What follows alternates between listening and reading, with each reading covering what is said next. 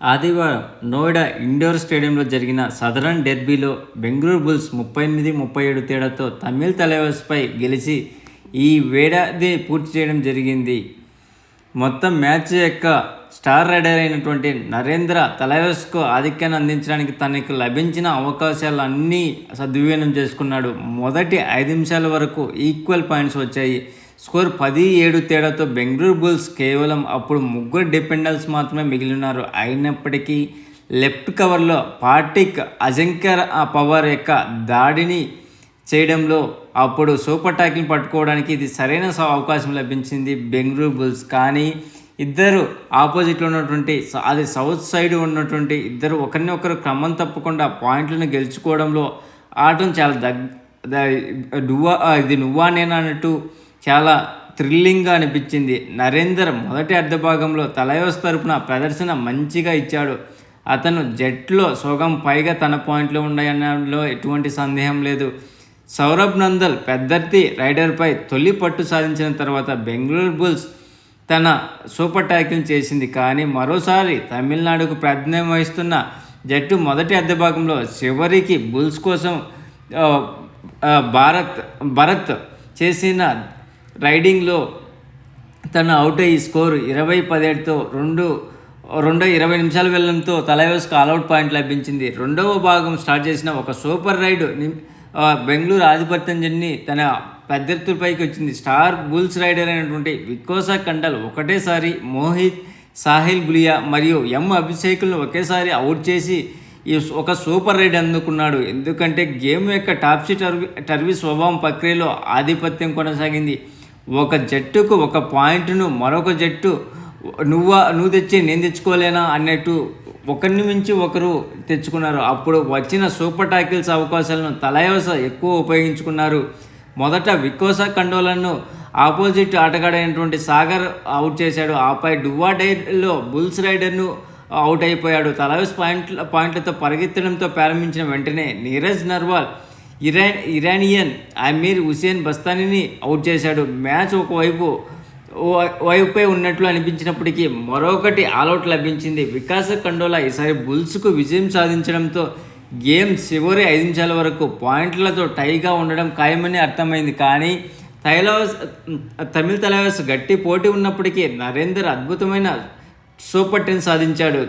మొత్తం 12 పాయింట్లతో ముగించాడు. చివరికి బెంగళూరు బుల్స్ ఈ మ్యాచ్లో విజయం సాధించింది. భరత్ యొక్క అద్భుతమైన 9 రైడ్ పాయింట్లు, నరేందర్ మరియు అజింక్య పవర్ వంటి వారిపై అతని సహచరుల నుండి కొన్ని అద్భుతమైన డిఫెండింగ్లతో కలిసి బెంగళూరు ఈ సంవత్సరము విజయంతో ముగిసింది. ఈ మ్యాచ్లో టాప్ రైడర్గా తమిళ తలైవర్స్ నుంచి నరేంద్ర 12 రైడ్ పాయింట్లు సాధిస్తే బెస్ట్ డిఫెండర్గా సాగర్ 5 టాకిల్ పాయింట్ చేసి హైపై సాధించాడు. బెంగళూరు బుల్స్ నుంచి ఉత్తమ రైడర్గా భరత్ 9 రైడ్ పాయింట్లు సాధిస్తే పార్టిక్ 4 టాకిల్ పాయింట్ చేశాడు. అదే కాకుండా ఇండివిజువల్ పాయింట్స్ కూడా ఒకసారి మనం చెక్ చేద్దాం ఎవరు ఎన్ని చేశారో.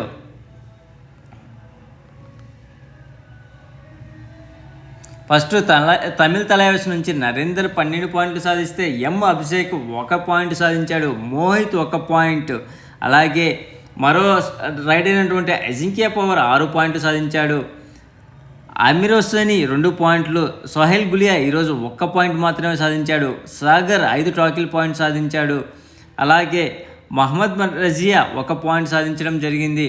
ఇంకా బెంగళూరు టీంకి వస్తే వికాస్ కండోలా 4 పాయింట్లు, Sujit Singh 3 tackle points, Prateek 4 points, Bharat 9 points, Neeraj Narwal 5 పాయింట్లు, సౌరవ్ నందల్ 4 పాయింట్లు సాధించడం విశేషం. అంతేకాకుండా సచిన్ నర్వాల్ 3 పాయింట్లు, అమన్ 4 పాయింట్లతో ఈ ఇయర్ విజయాన్ని నమోదు చేసి ఈ ఇయర్ని ముగించింది. అంతేకాకుండా ఈ విజయంతో బెంగళూరు బుల్స్ ఒక్కసారిగా 10వ ప్లేస్ నుంచి 7వ ప్లేస్కు ఎగబాకింది.